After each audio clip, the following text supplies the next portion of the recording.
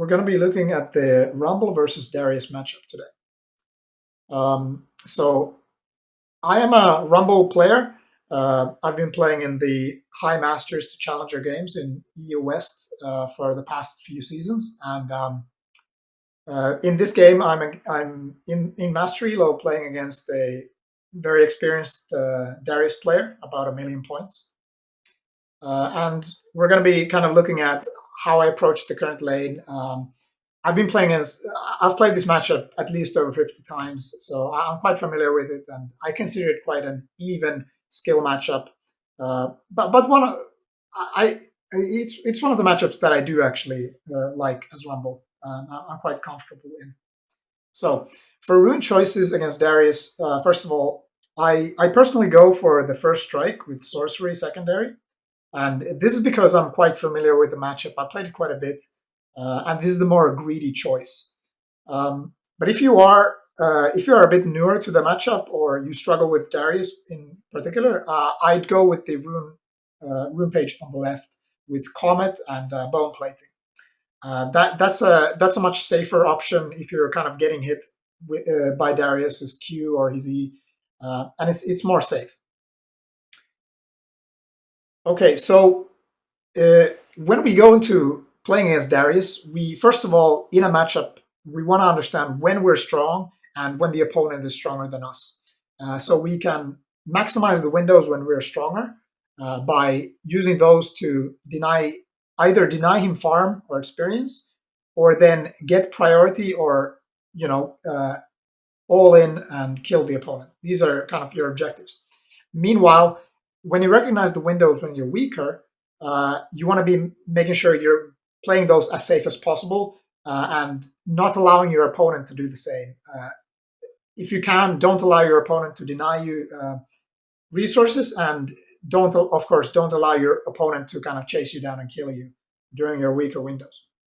So levels 1 and 2, these are some of the windows when Rumble is a bit weaker than Darius. So these are the ones where I'm focusing on just farming and kind of getting XP. And at level 3, that's really when our power kicks in and we can kind of start engaging, start fighting the Darius. But if you can, land some harpoons, get some harass on Darius in the first 2 levels, that's of course good. Now, another objective in these first few levels is if you can set up a freeze on the 3rd wave near your turret, this is excellent, and this is going to result in a lot of solo kills for you, because if you can freeze the wave at level 3,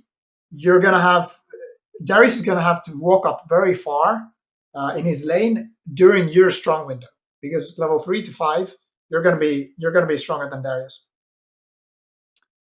So if you can freeze the lane in the first 3 levels, that's really good, but it's not mandatory. And in this game in particular, I don't freeze the lane. Darius manages to crash the wave. And good players that are going to be able to kind of recognize your strong windows as well, they're going to be trying to use those first few levels to crash the wave kind of when you're strong. So now we're just focusing on farming. I have the suspicion here in this game that Darius is trying to use this window to recall, get some items, which he kind of should, because level 3 is when we're strong and he's a bit weaker than us. So if Darius can minimize this window by, recalling, getting some items, getting boots or no magic mantle, and coming back to lane, then even though you're the same level, he's got a bit of an item advantage. So it's a bit better than for him to stay in the lane when he's kind of weaker, and kind of try to leverage the item to become a bit stronger than what his level would regularly be. Now Darius is back, and Trundle comes in for a gank. We, of course, want to set up the gank so we get as much out of it as possible. We get a ghost here, but no kill. But we get a good trade on Darius as well. So now we're in our strong points, but we don't want to allow Darius to kind of freeze the lane. So now that the wave is pushing, we kind of want to crash this wave. But here, we actually spot Darius kind of overextending a little bit. So we can kind of go all in against the Darius. And we had a level advantage here, which gives us a good chance to get the kill. And the thing is, Darius can't really trade back because of the large wave as well. So we burned the summoner with the tribal gank, and our objective was to crash the wave. But of course, if the Darius does something, does a mistake, like overextending there, we can recognize that we are very strong in these first, well, levels 3 to 5 were really strong. So you want to use that to your advantage, and here it results in a solo kill. Okay, so on your first back against Darius and most Bruiser matchups in general, you're really looking to get tier 2 boots. And the reason boots and move speed is so important in Rumble is because it enables you to get a lot of easier trades off, especially with your Q, your Flame Spitter. Because an optimal trade against a melee opponent is where you're going to be damaging them with your Q, and before they can auto attack you, you can kind of turn away. So finding those angles, the more movement speed you have, the kind of further you can kite these melee opponents. Now, this traditionally would be a fight I would not recommend you to take, when we're both 100% HP. But here we recognize that he only has a Doran's Shield and a Call for his items, so he hasn't bought Magic Resist yet. He hasn't really bought any significant damage. So the fact that we have Sorcerer's Shoes, we have Magic Pen, we have our heat set up at 50, I feel comfortable here going for the all-in from 100%. But traditionally, Darius is going to be a bit stronger in the extended all-ins. So you want to be kind of able to finish him off before your kind of overheat wears off. Because once your overheat is worn off, you're going to be dealing significantly less damage. Your auto attacks are not going to be buffed. Your Q is going to be dealing 50% less damage than it normally would. And same thing goes for your harpoons. So Rumble is kind of a wavy champ, He has these really strong high points when he's, at 60 to 100% heat. And he's going to be dealing a lot of burst. But as his kind of heat goes down, he's going to be dealing significantly less. So you want to be using those strong windows to your full potential and kind of minimizing the amount that the opponents can exploit you being kind of weaker during your weaker points. When you're facing against Darius, to kind of help you remember, try think of these 3 objectives in general. So first of all, avoid Darius's pull, his upper hand. Second, use your Q and E in short trades to get him under 60% HP. And third, when he's under 60% HP, try to get the wave in such a spot that is in the middle or sort of near your turret. And when you can land an E and you're over 60 heat, use this to get an all-in window where you're able to use all your spells when you overheat and use this to capitalize on a solo kill. Another concept to kind of keep in mind, especially in these melee matchups, is how to land a good Rumble ultimate. If you're a very experienced Rumble player, this might be already known to you.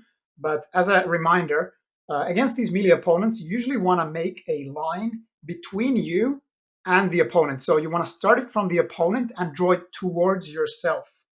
And the reason you do this is it's going to be hard to kind of ult on top of the opponent in such a way that it's going to be constantly hitting. But when you ult on the opponent and yourself, it means that if the opponent wants to stay in your melee range, they're going to have to standing in your ultimate, and you're going to be playing accordingly. So when you ult on top of yourself, you're going to be making sure that when the opponent is auto-attacking, you make sure you're kind of between the ultimate so that he has to cross the ultimate to be able to stay in your auto-attack range or to be able to auto-attack you. So here we're going to find a window where Darius misses his E. And this is one of the key kind of windows you're going to be looking for. So you usually want to be trading with your Q so that you're kind of, you anticipate that the upper hand range is about approximately the same as your Q. So an instinct a lot of Darius players are going to have is when you come to Flame Spitter them, they're gonna apprehend you right as it's gonna hit in the first place. And so you want to kind of bait these out. And if you can bait out the upper hand, it's going to give you 24 seconds at rank 1, which is going to be for pretty much the whole laning phase. It's going to be 24 seconds when he doesn't have his E. And these are windows where you just kind of bully Darius at will, and he doesn't really have any way of sticking to you. Of course, you don't want to walk into his melee range ever. You want to use your Q and your E until you're all-inning, overheating. Then you're willing to go to the melee range because your auto attacks are stronger than his. Um, but when you get out, if you can bait out his upper hand, when it misses, then remember you have 24 seconds to kind of be able to take these really beneficial trades for you. And even if he does land the upper hand and gets a good trade, after you kind of recover your heat afterwards, still remember it's a long time, it's a long window where he doesn't have it, and you can use that even after a losing trade. You can recognize that okay, he cannot do this again for the duration that is still on cooldown, and use these to get good flame spitters, good harpoons on him when he's trying to last hit. Okay, so this video serves as kind of a good example of how to play again. You can use this as like how the lane looks when you're winning against Darius. When you get a good start, I got a gank from Trundle, we get a solo kill. You know, things are going well, but we're in a lot of games. You're going to be running into scenarios where you make a mistake, Darius gets ahead. It might not even be your fault. It could be a jungle gank that messes up your all-in and ends up in resulting in a lead for Darius. So we also want to be able to, with understanding the matchup, we also want to be able to know what to do in these scenarios as well. So in the times when you're behind against Darius, well, first of all, Boots of Swiftness as an itemization choice is going to be kind of the item that is going to increase your survivability in the lane the most. Now, why is this? It is because Darius's whole way of killing you is because he's able to stick to you, hug you, kind of land all his passive stacks and chase you down in the lane. When you have Boots of Swiftness, not only do you have more movement speed, but when you're mitigating his slows from his W, it's also like increasing the chance that you actually get away, are able to create distance with your harpoons, slowing him, and so he cannot actually stay in melee range and keep stacking up his passive. This is the objective of Swiftness Boots. Also, it enables you to play more aggressively because you can take better trades. You can roam between the lanes easier. So this is an overall item I will go for almost always if I see that I'm struggling in the lane, because it just makes the lane a lot easier, offensively and defensively. A secondary way to survive these losing lanes, it should be kind of a given for any champion, but controlling your wave states. So being able to freeze the lane near your turret so that Darius can't really chase you down unless he wants to go in your turret range, which is not very good for him. If you're able to farm near your turret, you're almost always going to be safe. So you're going to be avoiding giving the Darius a further lead. You can also, if the Darius is freezing on you, and you know that you're kind of behind, and if you want to last hit, he's going to ghost and flash on top of you and chase you down. That's what he's usually going to try to do.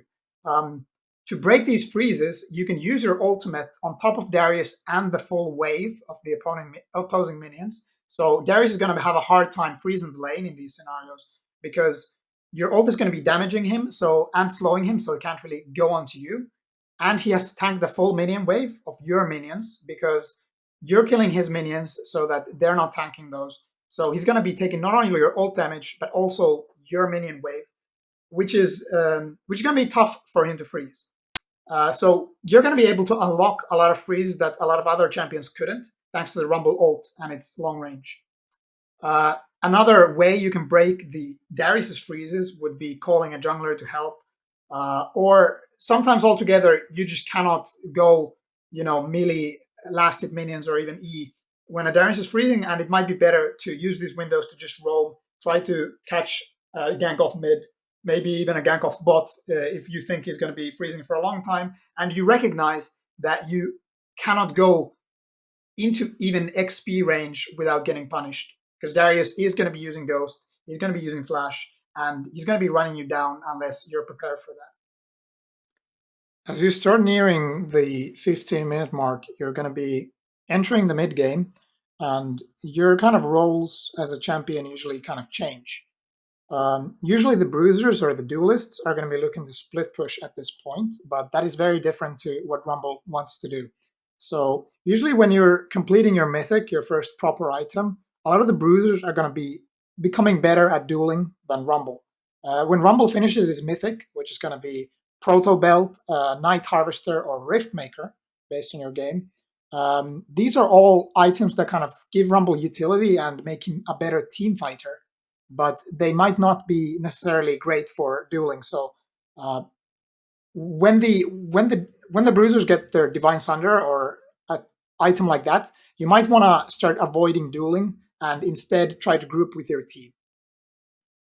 So for this game, I went with the Proto Belt, and there's a lot of reasons you'd want the Proto Belt, for instance, and it's going to be usually the most versatile item that you're going to be building the most on Rumble Top.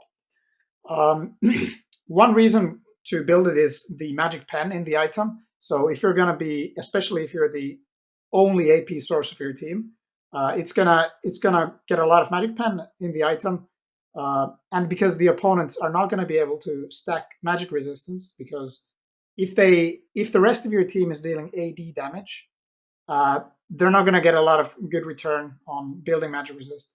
So that's when magic pen is really effective. Another reason for Protobelt is the utility of getting the mini flash on it, because Rumble as a champion doesn't really have mobility. So if there's a lot of skill shots in the opposite team, such as Ari charms, in this game there's Zillion bombs, there's Amumu Qs, even the Darius upper hand. Uh, Having that little bit of utility from the item uh, can allow you to dodge and have a little bit of outplay potential against those skill shots. And then the third reason you'd want Proto Belt is if the opponent team is really mobile and they're kiting a lot. So you're not going to be able to land a lot of great ults all the time because they're going to be flashing or using their Ezrealese or whatever kind of semi flashes their kits have. It's going to be able to stick to opponents much more effective. So looking at the opposite team in this game, they have Tristana. She's quite long range. She has a jump.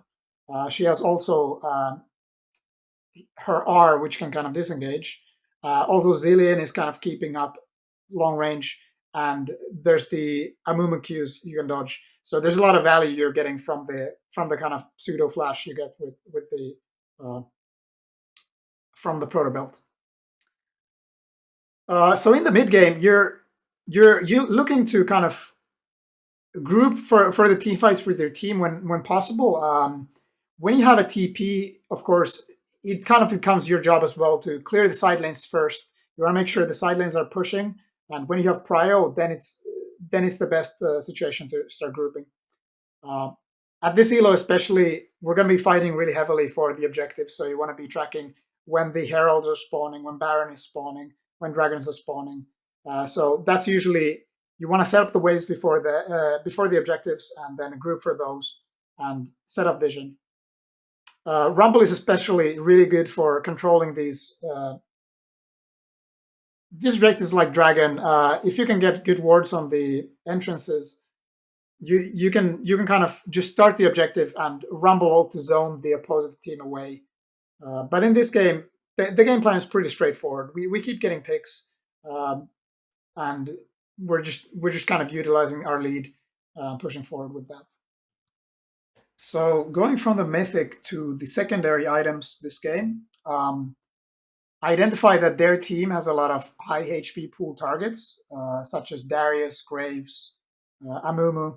Even Zillion is kind of has HP items in his kit. He's gonna have Everfrost, probably building Cosmic Drive at some point.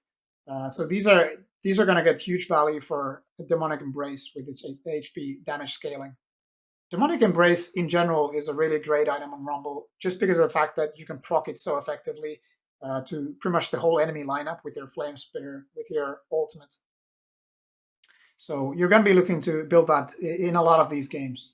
One of the exceptions when you wouldn't sometimes build a Demonic Embrace would be if they have like kind of a team where they have like 4 marksmen who are unable to build magic resist. That's usually when I'm going to be building Shadow Flame over Demonic Embrace, but in some cases there are going to be scenarios where you're going to want both. Shadow Flame I'm usually going for a lot more when I identify that the opponents can't really effectively build magic resist, such as when I'm the only AP damage dealer.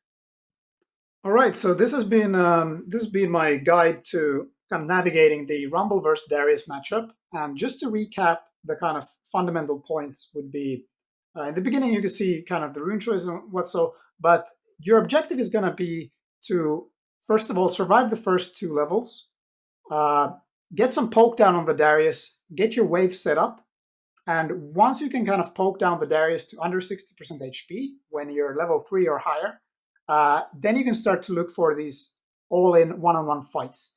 You're going to be winning the shorter bursty fights when you're both kind of lower HP, but the longer the fight goes, Darius is going to have the advantage. If you're behind in the matchup, you can consider Swiftness Boots and trying to kind of avoid interacting with Darius altogether. Just try to crash waves, freeze waves, farm, roam for your team, and you're totally fine playing that way as well. Don't feel too pressured to win against the Darius. Darius is a very lane-centric, strong champion, and in a lot of cases you'll be outperforming him in the late game in team fights. So don't feel pressured to kind of win the lane too hard. If you're just surviving, if you're going even, that's a result you're totally happy with. Feel free to send me questions if you're still struggling or you feel like something in the matchup is unclear. And also, if there's some other Rumble matchups you'd really like to see, feel free to comment and let me know. Cheers.